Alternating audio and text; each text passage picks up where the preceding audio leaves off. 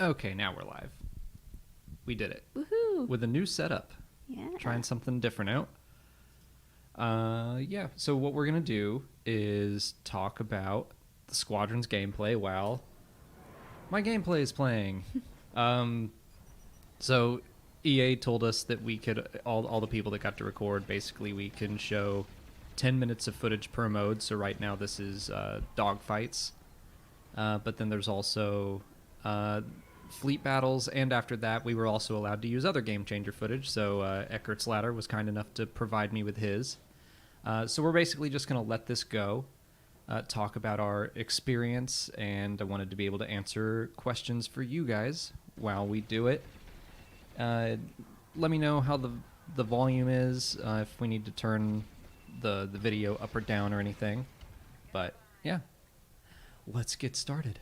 Let's go. Oh, shout out to the Blunder Dome on Twitch for rating us. Our friends recently started a new Twitch channel called the Blunder Dome. You can go check them out. They say they plan on playing this a lot with me, so I'll hold them to it. Someone said volume's a little low. Volume's a little low? Well, I'll turn it up a little. It's already hot in here. Why'd I put pants on? I don't know. I mean, we can turn the fan on. That's probably okay. Yeah, already seeing some questions come in. First of all, I also got to play the game. I didn't record any of my footage just because my computer was having trouble running OBS and the game at the same time. I think I maybe recorded some of it, but it was garbage. I was just dying left and right. So this footage is definitely more fun to watch than mine. Yeah, and so this is our dogfight playthrough, and not to toot my own horn, but this is a Toot, toot. 16 kill streak on my part. I don't die the entire match. It's pretty good. But yeah, I saw someone. Hilo's scratching at the door already. Okay, well, you can let him in. Let him in. You turn the fan on. Let me scroll back up to Nub Yub Club. I saw you ask about the campaign. There are not a lot of details that they told us. We did get to play the prologue, which everyone has to do. So that is something that everyone has to play the prologue before they can hop into dogfights or fleet battles. That's basically your introduction to flying. Like, you're going to need to do it because this is a very technical game, and it walks you through everything. The prologue is basically like from the Imperial and the Rebel point of view, and they run you through a flight check. And you get to... It was fun. It was entertaining. It took about 30 minutes to... Maybe more, maybe less to do. And yeah, I feel I'd say like, about 20 or 30 minutes. I feel like for me, as like a not regular game player, it was the perfect amount of time to get used to the controls. And then there's like the practice mode, which is even better. You can hop in there and just practice. Yes, practice mode was pretty cool. You can spawn in enemy squadrons or like time trials, basically little course races for you to go through just to practice flying or practice dogfighting. There's a like, did someone say dog? a fleet battle practice. But back to the campaign. So that's all we got to touch. They didn't let us record it, only because they didn't want people seeing the story for the first time, like, without being able to experience. So basically just to avoid spoilers. They wouldn't tell us much more than that. Oh my gosh, Elo. Even when we're not streaming Legos, he's here to cause chaos for the first, 10, 15 minutes. I know. Not all of the attention has to be on you all the time. He's looking at the camera. So I asked them some questions about the campaign. I asked them how long it was. I think that's really the only thing I asked, because we all remember Battlefront 2, and it was like a 3-hour campaign, especially when you knew what you were doing. So I definitely am hopeful. It sounds like they put more into this. Despite this being like a multiplayer-centric game, I think there will be a larger single-player experience, which is great. I'll tell you that at least the cutscenes looked great. The acting was good. Everything I saw was promising, so I'm hopeful for a 6 to 8 hour campaign that feels appropriate for like a game like Call of Duty, where it's a multiplayer game, but they still have a long experience for single player. Oh, Hilo. He might need his Kong. Get down. Stay. He'll get tired eventually. Yeah, I hope. Saw Jeffrey Menu with a super chat. Thank you for the super chat. Am I going to play in, I think, VR instead of DE and HOTAS? Yeah, that's my hope. I'm really excited to play with both of those things. I've never really played full-on HOTAS before. I think the last time I had a joystick was for X-Wing Alliance. Where's the joystick? Huh? Oh, it's over there. I was going to go get it and show it. We had one. We borrowed one from a friend so that we could use it, and then they said it wasn't available in that build. Is the logo over my face? Only there. Oh, okay. Sorry. Wow, you're really concerned about where's my face? Well, When it's full screen, everyone can see you, I promise. So yeah, I haven't gotten to try it in VR or HOTAS yet. VR, it's like I think I'll only be able to do that for like an hour because wearing that headset gets tiresome. and sweaty. And HOTAS is just going to take some getting used to. I mean, the one that I borrowed from a buddy has so many buttons on it. Oh my gosh. Shout out to Eckart's Ladder, who I'm chasing around right now in the gameplay. Oh, he's Squadron 37. Squadron 37. Yeah. So yes, that is my plan. The controller already felt great. I don't know that I'm going to play the whole thing with HOTAS. I'd like to try just because that would feel good immersion-wise, but I have to see how good I am at it first. But the controls for the controller felt good. They felt they were easy to pick up, I would say. The power management with the shields and the weapons, which you can see. I don't know if you can see my mouse, but those are controlled by the D-pad, and it was really easy to swap between all that. Oh yeah, so the blue dots and the red dots and the green dots Yeah. are what you can switch the power around to. Mm-hmm. Blue is engines, red is weapons, green is shields. Yeah. Honestly, I never really touched my shields. I was mostly concerned with engines and... I did. I was concerned with engines and weapons. Because I kept dying. You can also see, just to the left of that, your throttle and helo. The throttle... So turning is best when you're at like mid-thrust, and you can see a little white thing light up when you're in that kind of sweet spot. Mm-hmm. I had the habit of going like I would drop my throttle all the way down to try to turn, because that's kind of how it was in Starfighter Assault. Which I'll say that like a lot of people were saying this looks like just a beefed up Starfighter Assault, and it is not. It is very different. It's much more technical. Yeah. I mean, I don't think they've released the controller map for everything that all the buttons do. They have not publicly posted that, and we are also not allowed to, probably because they're changing. Sure, but it's intense. The X button did 5 things. Depending on how you pressed it. Depending on what ship you were in and how you pressed it. Yeah, so some buttons you can press it, you can double tap it, or you can hold it. That's, I think, when you're in a rebel ship or a ship with shields, that's how you manage where your shields are. But if you're in an Imperial ship, X instead... Oh, here's my sweet crash. My friend Needles taught me that. If you hit X in an Imperial ship, it will, like, dump all of your engine power into weapons or vice versa, since you don't have shields, and it'll basically overcharge everything and make your engines really fast for a second so you can escape, or it'll make your weapons really strong for a second. But the downside of that is your engines are going to suck for a few seconds.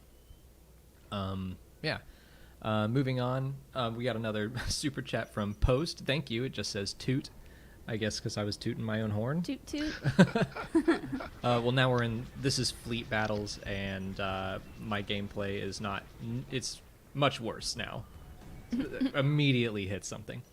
So it tells you what you're supposed to do with the tuts. So you're defending the frigates. Yeah. Let me catch up on some of these super chats, and then I'll explain that.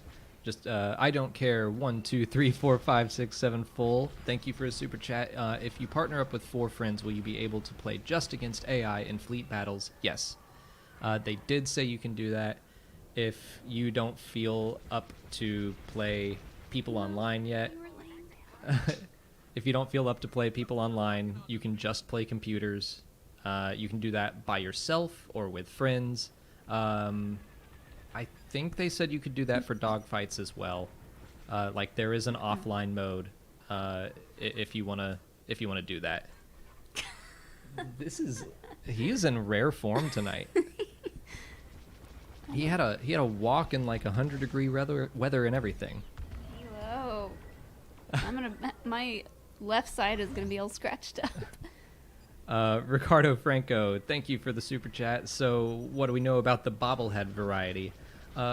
Unfortunately, all that we saw was the Ewok bobblehead. Now, they did say... There are other ones. They said... Well, there's not bobbleheads. There are other decorations. Oh, okay. Because, I saw someone with something else. Yes, but they did say that they didn't show us all of the cosmetic options. So, there are probably, hopefully, more bobbleheads. The Imperials had stuff like a Darth Vader figurine.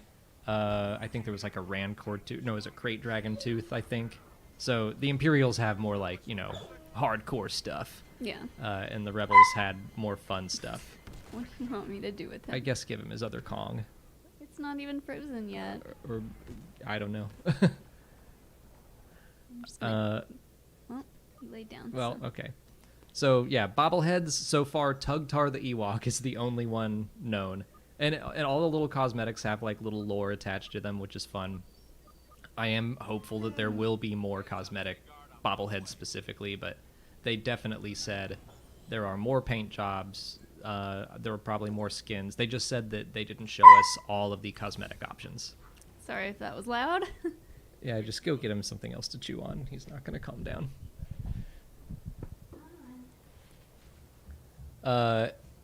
Anthony...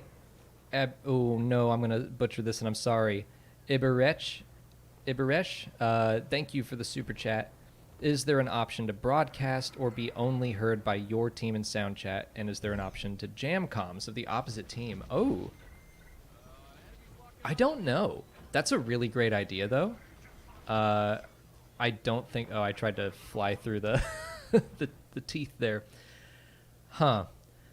I don't think there is. I will say that communicating with your teammates is not key. It's not required, but I think it would have been very helpful. We were playing with other game changers, and I was playing with people I knew, like Eckert's Ladder and Azatru. I think Battlefront Updates was with us. Like, I had friends in there, but I didn't know who was in my squad because we were all called like Squadrons 2, Squadrons 44. And everyone was kind of hesitant to use the voice chat and be the first one to speak up. I think I remember swearing at one point because I crashed into something and someone was like, oh, someone else has a microphone. And then we kind of sort of talked. You definitely want to talk and communicate with your teammates. It will help immensely because like we were just kind of flying all over the place and we weren't coordinating our attacks on certain cruisers or subsystems. I did see someone, maybe it was on Twitter, someone asked, like, I don't have a lot of friends that are going to want to play this with me. like how will it be on voice chat for people like who are just playing by themselves. Right. I mean, the voice chat worked. It worked great. I could hear everyone, and we were all playing from our homes, so it's there. But you can like ping your other yeah. teammates. Well, yeah. and, If like, you that's kind of if you don't have voice chat. Okay. So with voice chat, you can just say, "Hey, I'm going after frigate B," and you can all go, "Got it," and do that. If you don't have voice chat, you can target it and then hit Y, and it will send that out to all your squadron mates, and then they can double tap Y, which will have everyone make that their target, and they can go after it. Yeah, so you can ping people and kind of give them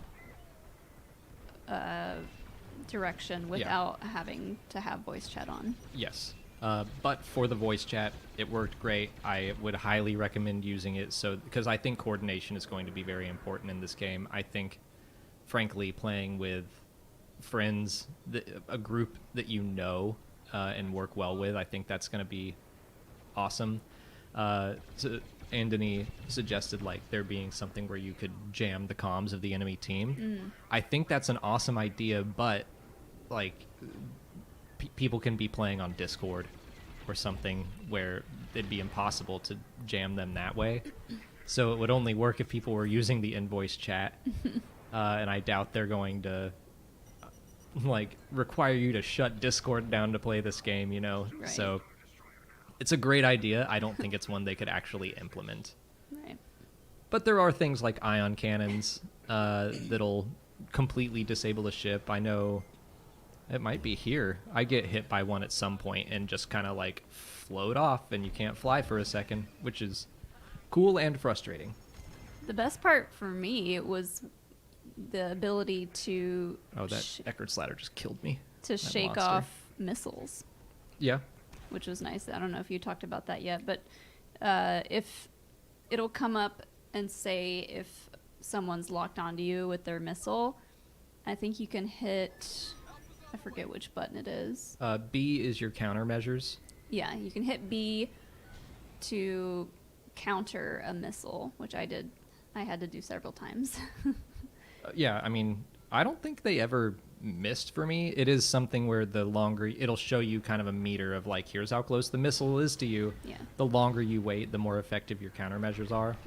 But they're not guaranteed to stop anything. Moving on, John Booz, thank you for the super chat. What if they confirm Coral Skipper DLC? Would I be down? I mean, I would love it if they just included every ship ever. I love variety, but What's Coral Skipper? it's old Legends ship. It would not. It doesn't look like anything that's currently in the game. It's very bizarre. Nice. But, and I'll talk about this in a second.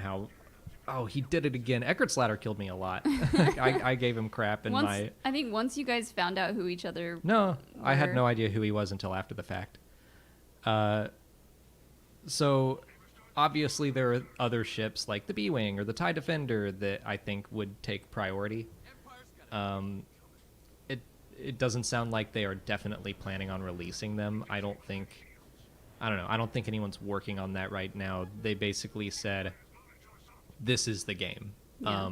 But if it does well, then there's nothing to say that EA won't ask them to add a live service to it, continue adding, golly, the Y-Wings are slow. Golly. Oh, my engines are not. Okay. So if people like the game, they could always continue to add to it, but it doesn't sound like that's the plan for now. They're going to see how it goes. And also, any ship that they add, like, this game I think has been so carefully balanced. I've been very impressed by it. So adding new ships is going to knock some of that stuff out of whack, potentially. I want to give a random shout out.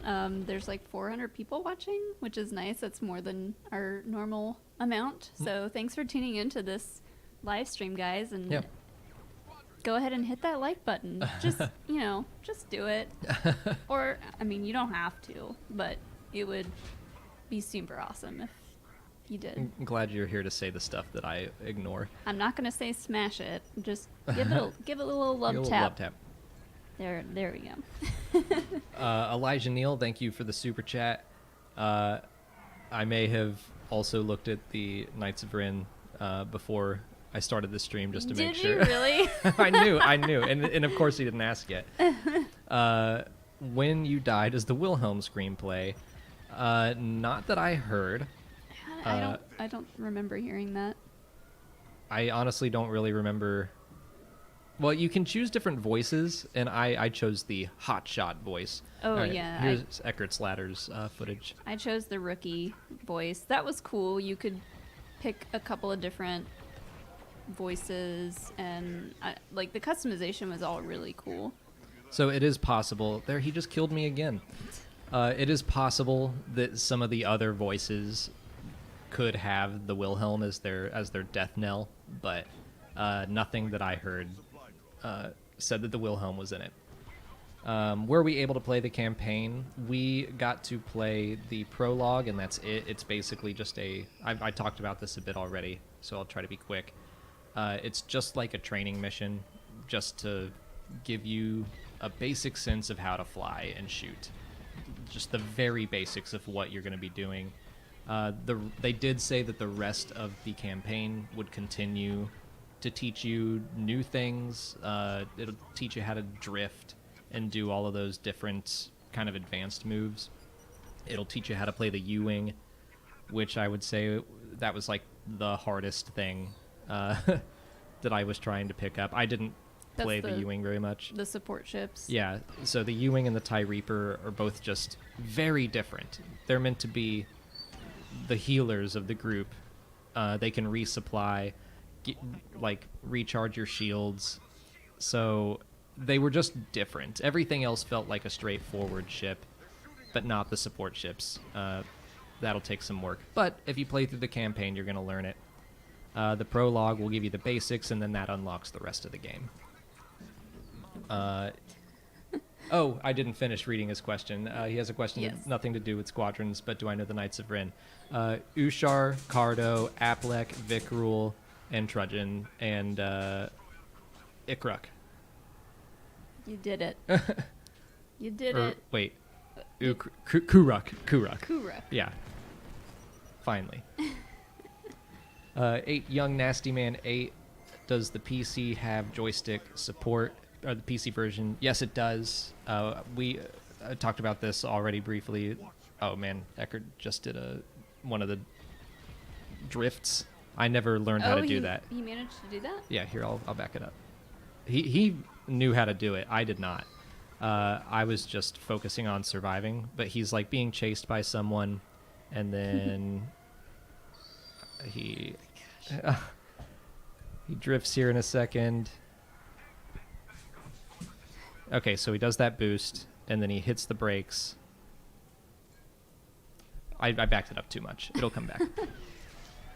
But yes, the game does have joystick support, and it just wasn't in the build that we got to play.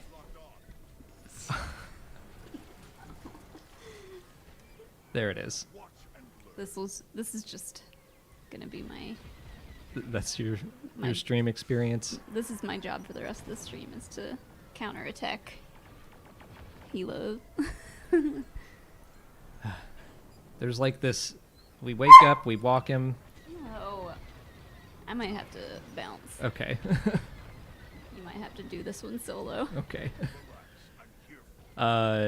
Ted Comet, thank you for the super chat. Can you mess with the knobs like Vader did? Oh yeah, see, there are knobs. Yeah, all those knobs are up there. And as soon as I saw those, that was the first thing I thought of, and I was like, yes.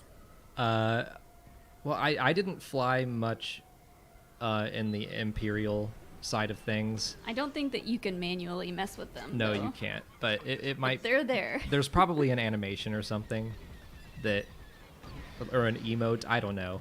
I just mostly flew rebel ships because we were randomly assigned. There was a way to say I'd prefer to be Imperial, and I forgot to turn that on.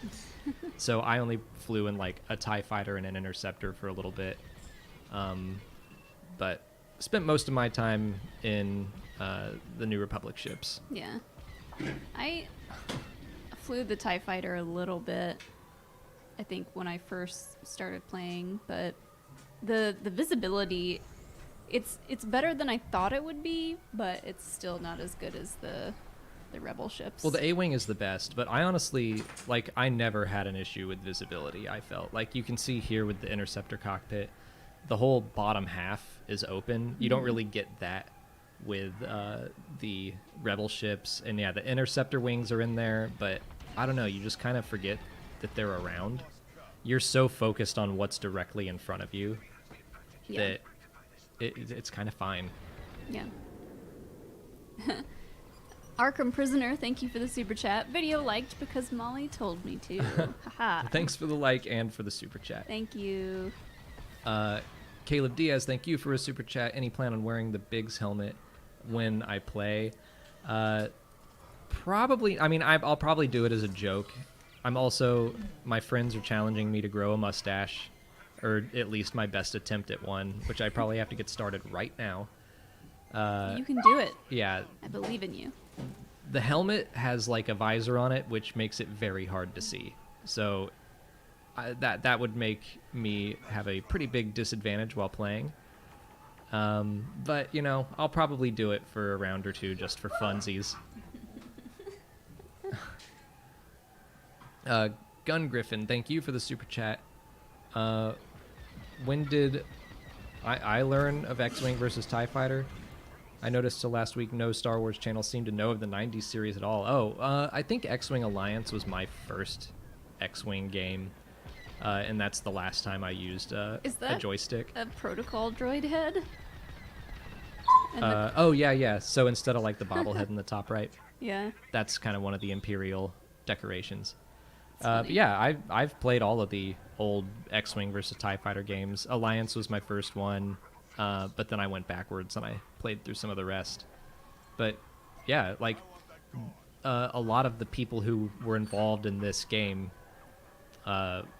said that, it's obviously very heavily inspired by those games. I'm gonna go take him out. Okay. No. Yeah, just outside. Calm down. So yeah, like this was a huge inspiration for all of those people. There are even a handful of Easter eggs that I noticed in the, like, I only got to play it for 4 hours off and on, I'd say 3 hours total. But I noticed, like, Kian Farlander, there's an Easter egg to him. There's a lot of Legends, old Starfighter stuff that's getting put back into this game, which is very fun. I think all of the developers had a lot of fun just bringing some of that stuff back. But yeah, I guess I learned of the X-Wing versus TIE Fighter series when Alliance came out. Haskell 420, thank you for the super chat. Hey, Alex and Molly. Alex, how is the feel of the flying, shooting, and targeting? And in time, we need a Schmodown players Squadron 6v6 match. Well, it's got to be 5v5, but that's a good idea. Yeah, I bet I could wrangle up some other players. I know Ken Knapsack and Joseph Scrimshaw plan on getting this. So how's the feel of flying, shooting, and targeting? Honestly, it's great. The only thing about the flying that I thought it was kind of... God, Eckert just blew me up again. I'm going to point it out every time.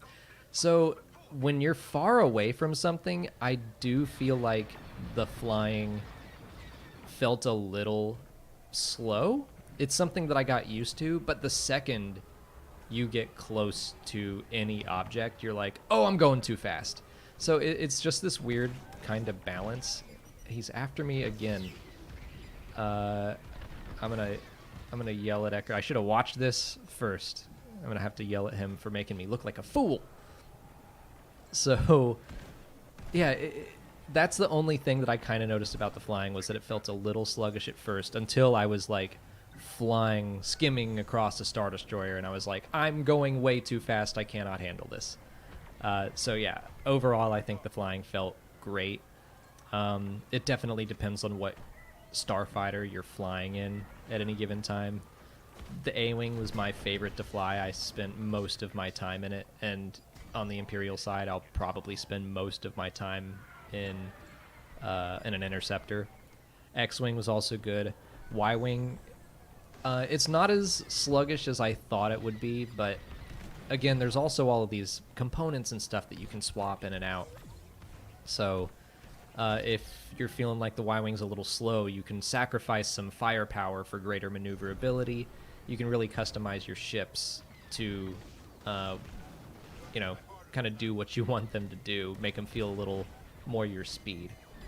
For shooting and targeting, yeah, I mean, that felt good too. The targeting is really easy, so if you're looking directly at a starfighter, you can hit L. Oh, let's restart this. So if you're looking at a target, you hit L, and that becomes your target. But if you know there's something behind you, you can hit A, and that just kind of cycles through targets. Or if there's no one immediately in front of you, you hit A, and you can just look around. Like, it pretty quickly will show you. So you have this, I'm pointing at the screen like you can see what I'm pointing at. But when an enemy goes off screen, you see that arrow pop up, and that just tells you where they are in relation to you and how to quickly catch them. But I was like, I don't feel like chasing him, so I locked on to this guy instead and just started chasing him. This is the segment of the footage that makes me feel better. After watching Eckert's Ladder shoot me over and over and over, this is my best run. So yeah, targeting, pretty easy, and then shooting, I'll try to point out here. So you can see your targeting reticle is normally white. You do need to lead your targets, but when you have properly led, it turns red. So it's basically telling you, okay, now fire, and you will definitely hit them. So it was all very intuitive, and it made sense. Maybe on this map, you can kind of see... Oh, here's me killing Eckert's Ladder, so now I feel better. Maybe you can kind of see what I was talking about on the flying. Like, the farther I am away from this station, the slower it feels. But then the second I'm getting... If I go down into that canyon, or I'm flying into anything remotely tight, or even just skimming the surface, it feels infinitely faster. Ted Comet, thank you for another super chat. In the Rebels spinoff, would you like to see Zeb and Ezra arguing the pronunciation of AT-AT or AT-AT? Also, how's visibility on the ties? B-Wing for life. Yeah, I still hope that they add B-Wings to this. For the Rebels spinoff, I think that would be funny for anything. That sounds like Stormtrooper dialogue in a video game, honestly, to have them just arguing over something random that like Star Wars fans argue about. That'd be a fun move. How is visibility on the TIE fighters? Honestly, fine. Again, I didn't spend nearly as much time in them as I did with the Rebel ships, and that wasn't by choice. It was more of my own stupidity, because I didn't realize I could set Imperial as my preference. I thought they were just randomly assigning me to my faction every time. But I asked Eckert's Ladder, because he spent a lot more time in Imperial cockpits, and he said that it felt fine. Like, I do think it takes a little bit of getting used to, but honestly not that much. Like, very quickly, you just feel like you're there. And I think it'll be interesting to try Imperials out with VR. Again, we didn't get that in our build. VR in an A-Wing cockpit is going to be insane, because I can look anywhere. It's basically just a big glass dome with a couple little bars in the way, but I feel like looking to the sides is going to be insanely helpful. When you're in a TIE fighter, not so much. You basically just look straight forward. I'll be interested to see how being in a TIE fighter with VR feels. It might feel kind of pointless. Tinder Family Moments, thanks for a super chat. If they did a live service, how would you feel if they added new flagships? Would be hard with the Empire, but maybe some Legends ships could return. I mean, you could do an Interdictor. I mean, anything bigger than an Arquitens, I think would be cool. And yeah, like that sounds a lot easier to swap around. I mean, the MC-75 was a cool choice, I think, just because it's newer. It's very unique. But yeah, like it would be easy enough to put in any other Mon Calamari ship in there, or like if you want to talk about Legends stuff, like slap a Legends New Republic Star Destroyer in there, or of course the Star Hawk could appear. And I don't know, Interdictors could have some fun different mechanics where, I mean, you can't jump to hyperspace in this game, but just maybe stopping you dead in your tracks, that could be kind of fun. I'm not overly confident in the live service thing. Like, I'm hopeful because I really want more ships.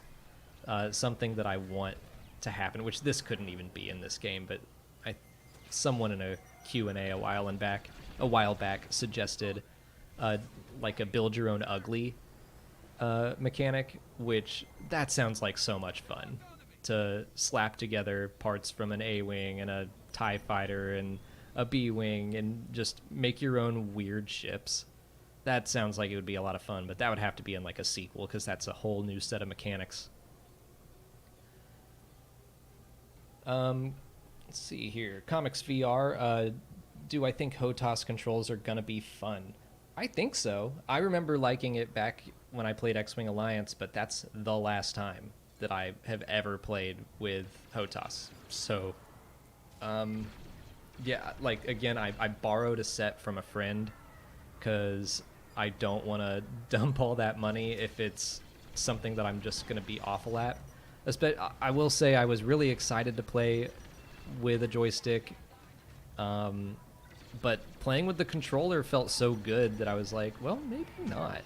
So when the game comes out, I'm going to try it with my friend's joystick, and then I'll make that decision. But there's something still about the idea of having VR on and having a joystick in your hand and a throttle in the other that sounds so appealing.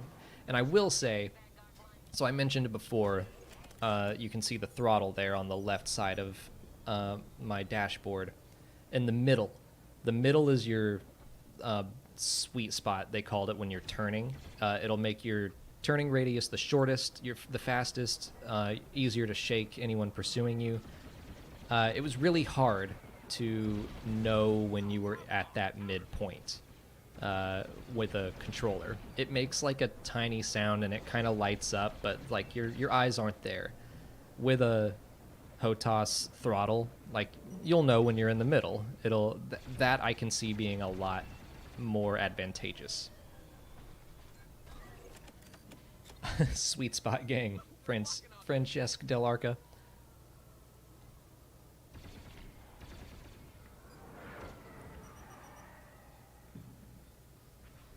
Ryan Cunningham, are the control panels easy to understand or pick up on when playing? Yes. I didn't have any trouble. Like, they are all different, but not drastically. Like, the Imperial ships already get rid of shields, for example, so you don't have to worry about that. Everything is colored very similarly, so like all your engine stuff, engines are always blue, weapons are always red, shields are always green. Your targeting computer is always red. The throttle is always blue. Like, it's pretty easy to see where everything goes, even though the cockpits do shuffle things around a little bit. Yeah, I never really had any trouble with that. I wouldn't say that any one ship, except, again, the U-Wing and the TIE Reaper, they were on the more confusing side, because they're just very different kinds of ships. Like, I feel like everyone at this point knows that the X-Wing is good all around. The A-Wing's really fast and the best dogfighter. The Y-Wing is slower, but it's good against capital ships. It's a bomber. The U-Wing is like, okay, well, we knew it was a troop transport, but now it's also listed as a support ship. What does that mean exactly? It was just a harder thing to pick up. It wasn't as intuitive or straightforward. I know that you can, like, resupply your allies, but I was like, well, how? And again, playing through the training or playing through the single-player prologue is going to teach you all that stuff, but we had just such limited time to play the game that no one wanted... That's not how people wanted to spend their time. So, yeah. For the most part, I would say that everything was very intuitive and straightforward. Marvin Allen, can I talk more about the in-game currency system? That's a great question, and I'm going to try to remember. First and foremost, there's no, like, paying for in-game currency. It's all stuff that you earn by playing the game. I believe everything is cosmetic or component only, so let's start with cosmetic. I know they said that there were 2 types of currency. The question is, what were they called? It was something like renown, or it wasn't called hotshot points, but like basically that. Something like Top Gun points, or I don't know. The more infamous your pilot becomes, the more you can unlock, and that is the stuff that's like for the way your pilot looks or the way your ship looks. So paint jobs, different flight suits, the Ewok bobblehead, decorations in your cockpit that do not matter. They don't change anything about how the game is played. The other type of in-game currency, I forget what that was called, but it's basically like, so there's a cosmetic currency and a mechanical currency. So the mechanical currency is for your ship components, and I know I unlocked some during gameplay. So like, they set up a couple different loadouts for us to try, but not everything was unlocked for us, and it gave us the ability to unlock stuff during the game. So like, an hour or 2 of play, and I was unlocking stuff and trying new things out. I don't know how fast it's going to be or anything like that, but I do know that there's nothing that you can pay for, and all those components, it's not like the way they described it is, so if you unlock a new primary blaster, it's not going to be like Blaster 2.0, which means you're just going to kill people twice as fast. No, it doesn't do that. It's more about changing the way that your blaster fires. So in the X-Wing, instead of going like 1, 2, 3, 4, like all 4 might shoot at once. So I guess technically, like, if all 4 are hitting a ship at the same time, then yeah, you would kill them faster, but your rate of fire is going to be decreased. So it's more about your own player preference and not as much like about just blowing noobs out of the water. And I'm back. I don't think he has any less energy, but I tried. We'll see. Bless you. Sorry. Back just in time to sneeze.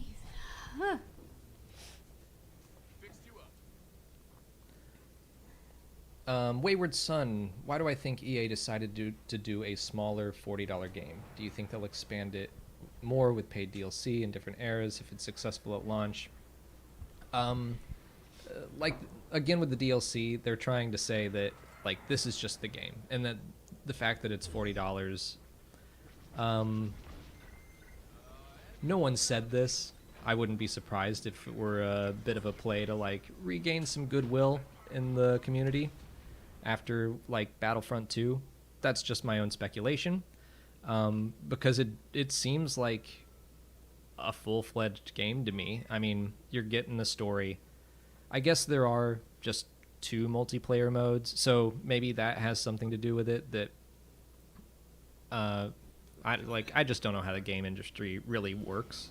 No, I mean, it sounded like the developers just really, truly wanted to make a Starfighter game, and Yeah. and pay homage to the old Starfighter games and stories. They did kind of talk about that, how like this game spawned during talks in a bar while Battlefront 2 was going on, and it's like they had just worked on Starfighter Assault, Starfighter Assault. We struggle with that one every day. So they just finished working on that, and they were like, man, wouldn't it be fun to keep doing stuff with ships? And so that's kind of where this spawned, and they called it a passion project. So maybe it is a AAA level game, maybe not. Like, see, I don't even know how to classify a AAA game, like what that means. All that means is that I need roadside assistance. Yeah. Well, you're gonna.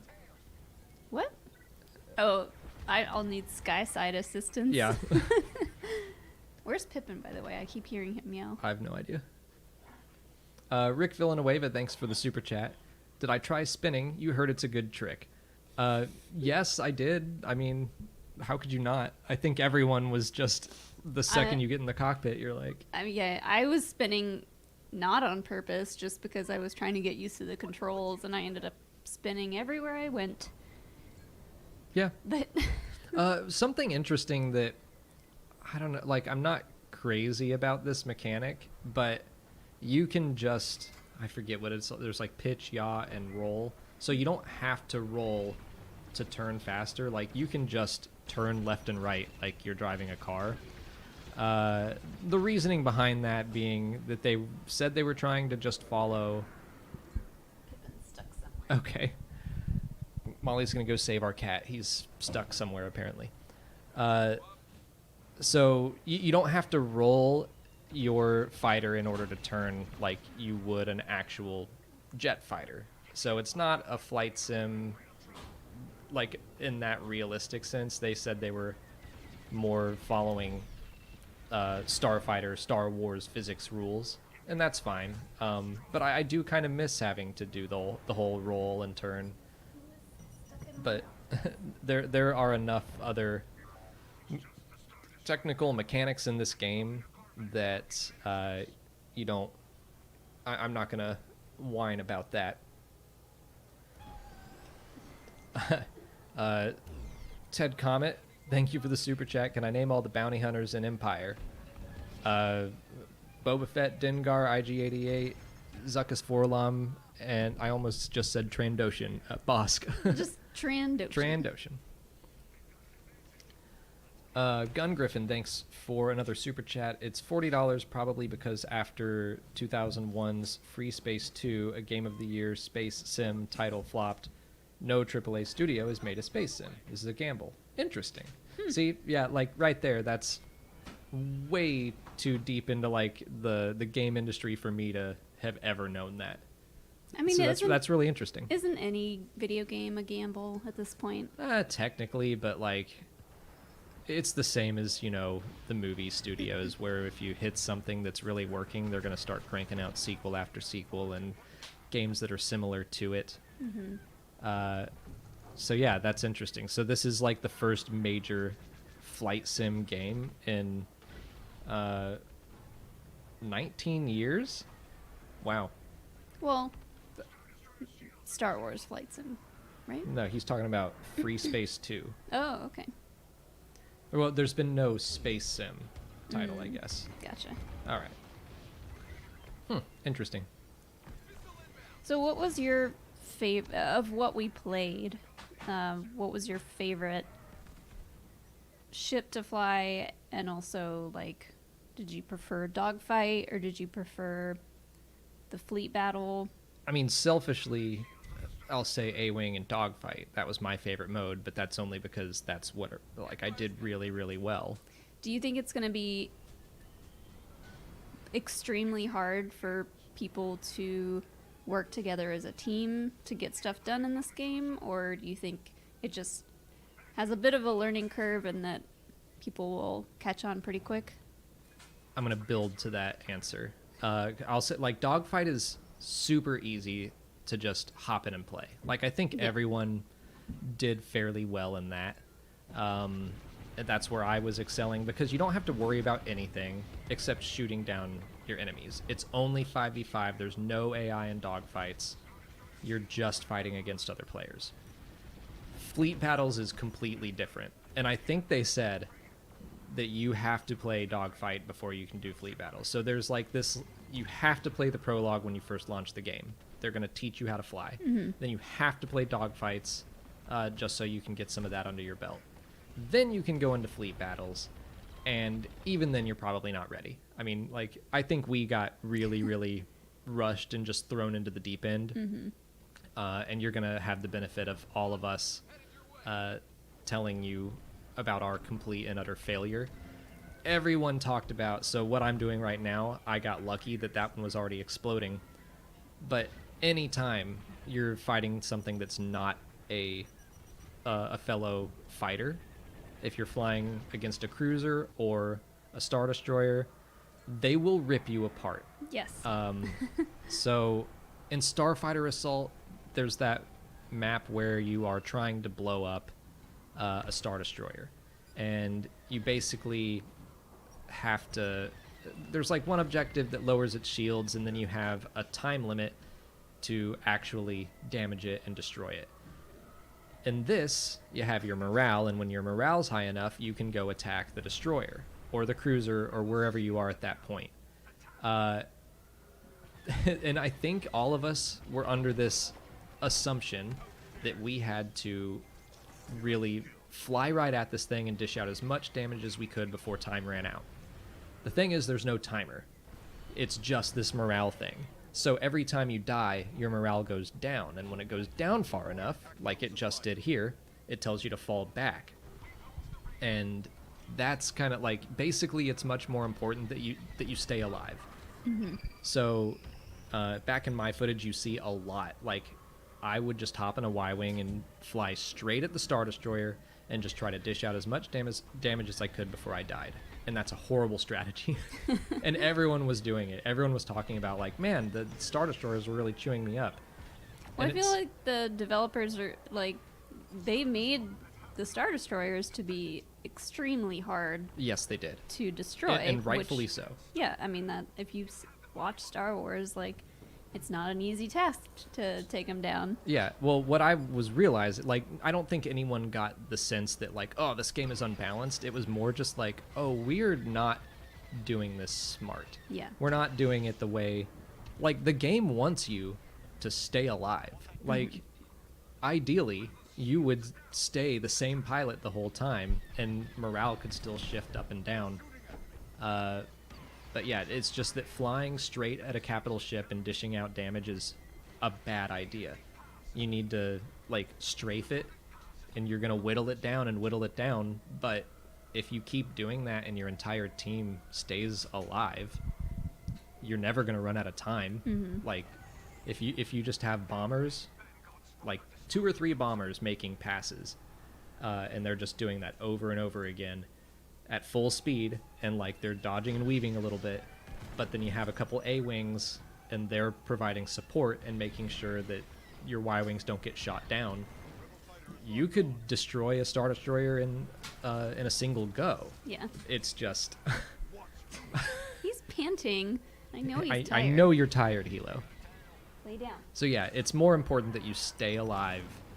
And it was just interesting the way that all of us... It seemed like we had been trained to play this certain way, and that's not the way Squadrons wants you to act. Did we go through all of Eckhart's footage yet? Yeah, we're on. This is the second time. Okay. I don't know if you wanted to circle back to your footage. We already did. Oh. Yeah. It's a half-hour long video, and we already started it over again. Did we get any other footage? Nope. All right. This is all you get. I mean, there's plenty more out there. Our friends Battlefront updates, as are true, bombastic.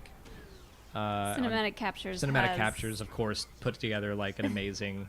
Yeah, if you want to see just how great the game actually looks, like the cutscenes and everything, go look at Cinematic Capture's YouTube videos on it, because He always puts together crazy cool stuff. yeah.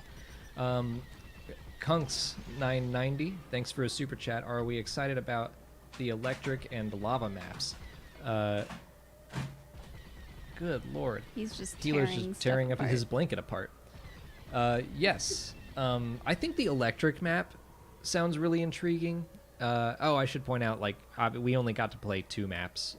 So this one for Fleet Battles is the Nadiri Dockyards, and the other was the Esseles Listening Station. That is where we did dogfights. I don't think I knew about these other maps. Oh yeah, there's 8 maps. I mean, I knew that there were more maps, but so there's a lava one and an electric one? The electric one is like in a nebula, and it has like electrical storms, which I feel like that feels like an end of the game, end of the campaign kind of map where these storms are going to short out your systems and you won't have shields for a while, or like your engines are going to die and it'll randomly affect you. So I think that one sounds really fun. We did technically get to play on Yavin Prime a little bit when we were practicing Fleet Battles. That one's more of a wide open map, but you can use Yavin Prime, the planet, as like cover. You can fly into the gas and then fly back out, kind of hide yourself. Yeah. The lava map I don't remember much about. I know I did a video on all the maps, but I can't even remember how many there were. There's either 6 or 8 that they've revealed so far. But there's definitely more maps because the trailer showed some other environments that we haven't seen yet. You no longer get to tease me about this, aka Floof, watching Star Wars Explained play Lego Star Wars 3. I'm just going to say the whole thing. Thanks for the super chat. We haven't started playing that yet, but we will, we promise. You'd really love Clone Wars content, but you doubt they'll do it, even if they do more support, because droid customization would be super limited. I think they could get around the customization, because technically, like, the Imperials shouldn't have that many customization options.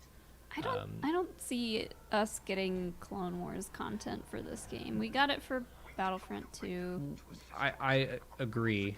I don't think, like, adding a B-Wing and a TIE Defender, and maybe some new maps, that sounds doable for a $40 game, but going full on, like, Clone Wars is a bunch of new ships, a bunch of new maps, bunch of new components. So Yeah, this game isn't like Battlefront 2 in the way that we can expect DLC once a year or twice a year. well, or whatever. that's they're leaving that open.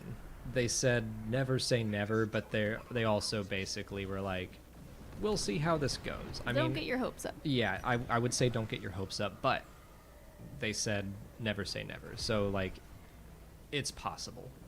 But I don't think that, like I was saying, the Empire shouldn't technically have all this customization going on. They're supposed to be like assembly line and all about, like, you have no individuality, but they still did it, which I think they should. It's more fun. And on top of that, they get around it by saying, okay, after Return of the Jedi, like, the Empire's kind of fractioning off, so Right. it does become a little more tribal. Yeah. Rick Villanueva, thank you for another super chat. Knowing nothing, who wins, Skier versus Buryaga Agaburi? So Are those the High Republic Jedi? So Skier is the new Trandoshan they revealed today, and Buryaga is the Wookiee. I'm so excited to see a Trandoshan Jedi, and like his outfit was super baller. His hilt looked really cool. His lightsaber hilt. His facial expression looked a little bored, which I thought was funny, but his description was really cool. It was like he's like been around the block a bunch, but he has some kind of not dark, but he has some kind of secret. I'm gonna say Skier, just cause. I'm gonna first say that I hope they're best friends. Well, Because, yeah. someone was pointing out, like, won't it be interesting to see how they interact with each other? And I was like, oh yeah, it will. Someone on Twitter said that to me, and I was like, that makes a whole lot of sense. Trandoshans and Wookiees have always, like, historically not liked each other. it would be cool if we saw a couple of Jedi that put aside their differences. I'm really into Skier right now. I think he's pretty awesome, so I'll go with him. What's new right now. Yeah, he's so hot right now. I saw a great question. Andrew Richards asked if you could fly into the hangar of the capital ships. Yes, you can. So we just kind of missed it. I'll back it up a little. So Eckert's ladder right here is in a TIE fighter flying above a Star Destroyer. When he's on the other side of it, which I think he does in a second, you can see a little TIE fighter icon right there in the lower right. You can fly back into the hangar of your own ship. And doing that will allow you to swap out what ship you have for another one, change your loadout, or just make repairs. Like you can see that, especially in my footage, I feel like I was constantly going in for repairs. You can get cracks all over your cockpit, and it makes it harder to see. That's how you get rid of that. But you do have to fly like all the way back to your capital ship, and then all the way back to the fight. Yeah. But doing that is better than losing morale. Gotcha. Yeah. See, I should point out, Eckert's ladder is over here doing like a highlight reel of his best stuff. I just did straight footage. Well, you did your footage of your straight kill streak. I know, but I mean, it's just straight footage. What else was I gonna do? Eckert's ladder just put a highlight reel of him blowing me up, and he's like, "Here you go." Well, he knew we were gonna show this on the channel, and yeah. I mean, I straight up told him that I was gonna point out when I shot him in my footage and tell him to get wrecked. So wrecked. We have fun. I'm excited to try this with the joystick. I've never done a flight sim with the, what's it called, HOTAS? What does that stand for? Hands on something. I'm sure someone in the chat will. But yeah, with help us out with the HOTAS joystick, because hands on thrust and stick, maybe. it's gonna feel even more realistic, like you're a fighter pilot. First, we'll have to learn how to use the joystick and all of its many buttons and switches, and also VR is gonna be insane. Like I'm gonna crash into everything. I'm gonna play a lot worse in VR because I'm gonna just be like looking up. I don't even know how the controls are gonna work in VR. Like you just have the two handles, right, with a couple of buttons. You'll use the Xbox controller. Okay, so yeah, so you're not gonna have you won't be using your VR controllers. It's just you're only using the visor to look around. Yeah. And then you'll have the stick or your controllers. And yeah, people told us it's hands on throttle and stick. Cool. Yeah. And I wanted to point out, so like HOTAS often has so many buttons, like too many buttons, an overwhelming amount of buttons. But they did say that like every single thing in this game can get remapped to something else. So if you don't want your X button on your controller to do 3 things, you can assign all of those to different things on the HOTAS or whatever. So like I know there's a thumb button on our throttle, like that can become your boost button, or it'll be interesting to see how that defaults out when you first plug in a HOTAS, but it's good that you can change everything. I'm trying to they said that there were a lot of like accessibility options as well. I can't remember what they told us, but like there's a colorblind mode, and you can use different kinds of controllers. I can't remember everything they said. But Alex Vick, thank you for a super chat. Hi Alex and Molly, super big fan of your videos. They help me get through the day on the rough ones. I'm glad to hear it.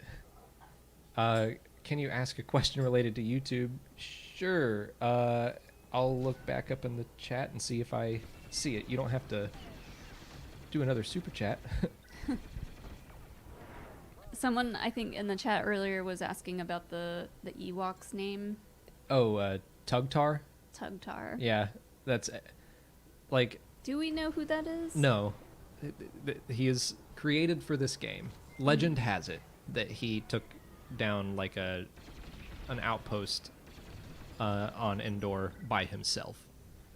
So I do have a theory that I need to look into that the bobblehead might be modeled after one of the Ewoks in Battlefront 2. So I'm going to go in and look and see if I can. I'm basically going to make up lore for this character and just maybe record myself as an Ewok fighting Imperials, and then I can do a video on Tugtar because people were making fun of me. Like, devs from the game were like, I can't believe you didn't talk about Tugtar. Aw, poor Tugtar.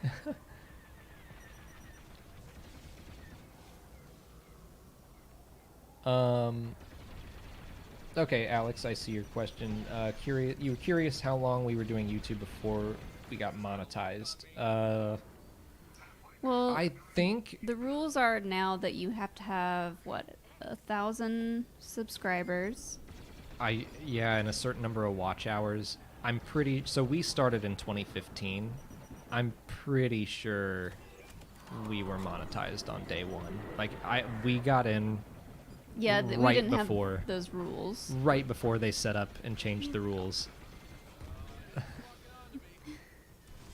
But now it's kind of like Twitch where you have to have a certain amount of things. You need 1,000 subscribers, a certain amount of watch time, and then that's it. You can start using ads to monetize videos, and then I think the super chat thing works the same way.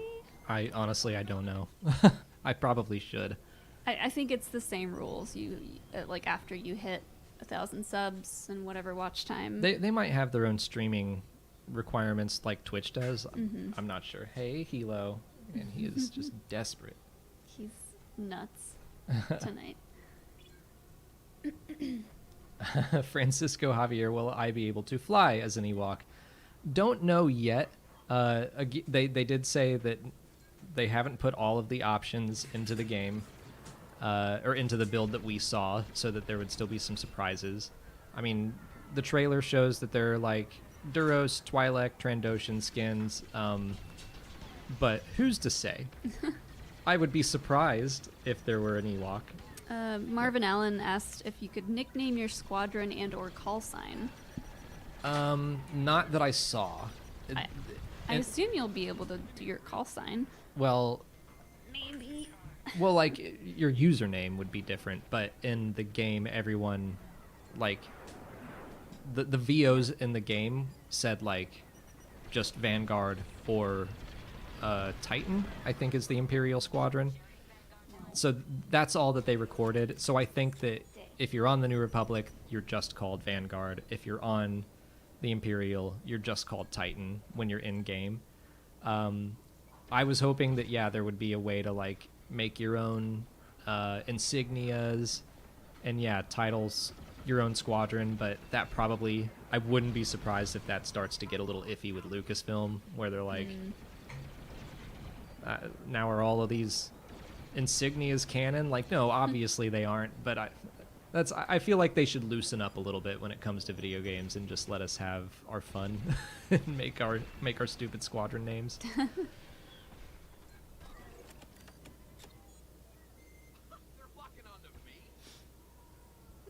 The chat is too far away for me to read, so this is on you. I'm keeping up. Thane Kyrell wants to know if we'll see a cameo from Corona Squadron. Well, Thane, wouldn't you know? Like, you lived the Star Wars. You know if Corona Squadron ever met up with Vanguard Squadron. So don't bring your spoilers in here.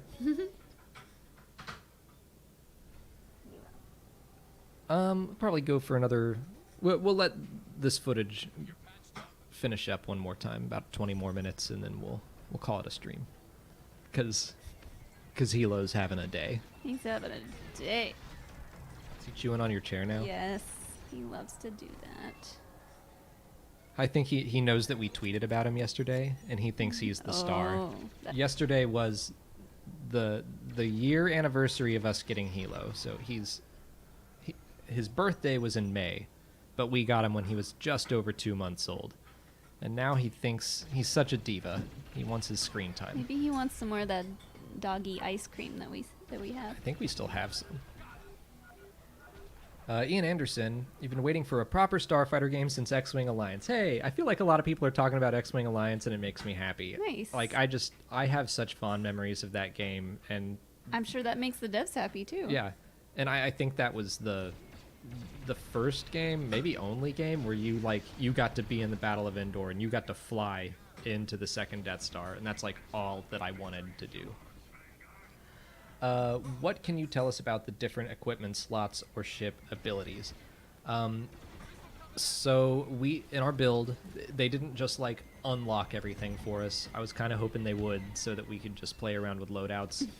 They did not do that. They did set up a couple loadouts for us, so that we could just try a handful of things. I laugh every time I do that. Crash. So we got to try a couple things, but we didn't get to look at every single component. All that I know for sure is that everything is very balanced. Like, they're going in with this idea that experienced players should not get to be able to just automatically have a better primary weapon or better shields to make them more unkillable so that newer players are at a disadvantage. No, like, every component has a trade-off. So you might have stronger weapons, but your engines are gonna not be as fast, or it might just change the way that your primary blaster fires, but it's not gonna make it straight up stronger. I think that's just the one word I would use to describe all the different components is balance. But yeah, there's like stuff there's different kinds of missiles, different kind of primary weapons, different shields, different engines, and different hull materials. I think those are all the categories. Oh, and countermeasures. Mm-hmm. Is he just chewing on your chair? Yep. I can't get him to stop.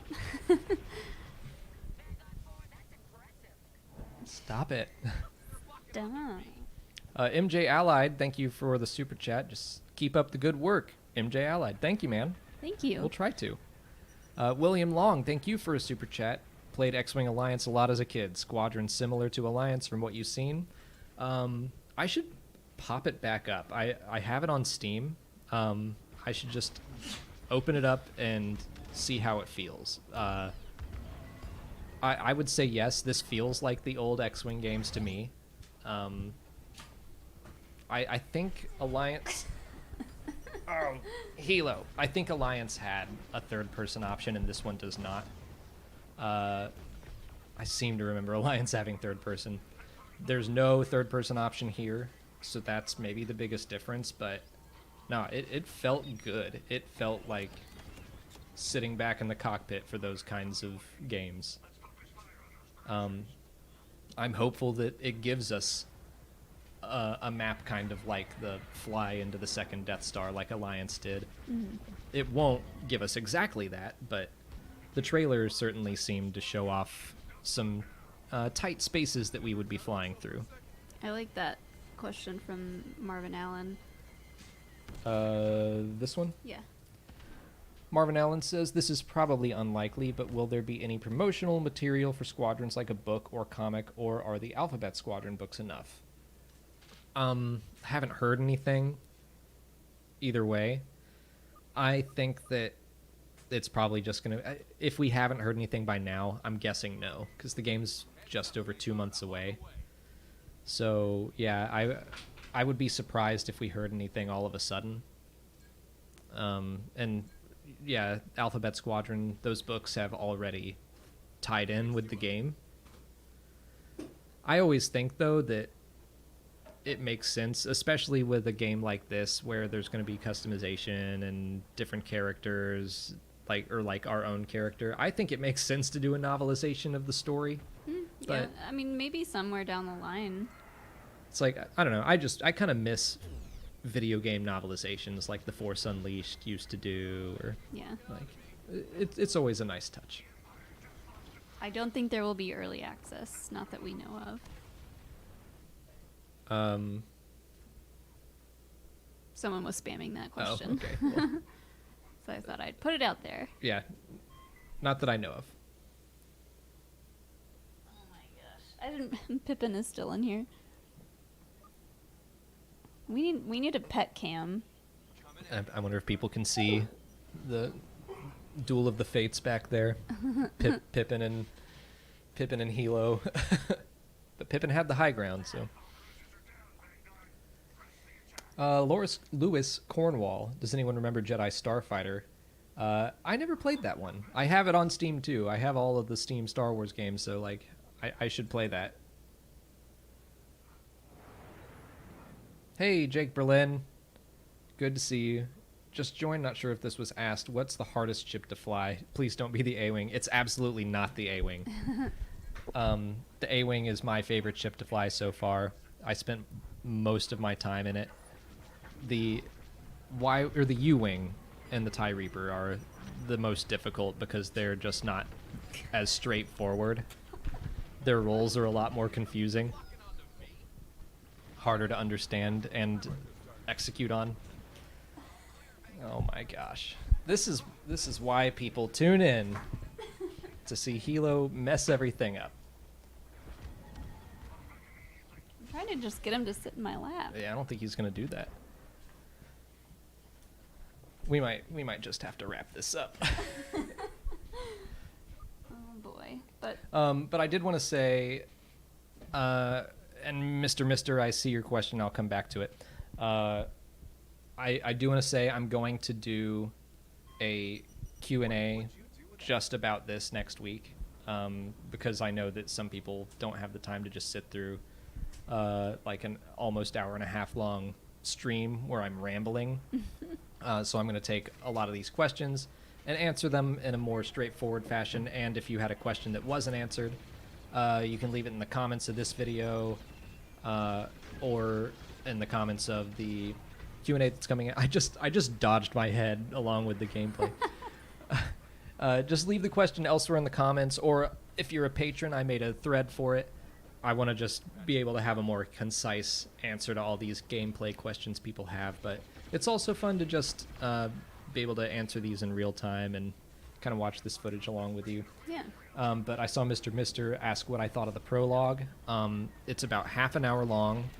It's very just like, we're just going to teach you how to fly, and then it gets into story in the last like 10 minutes. But the story that was given, it was good.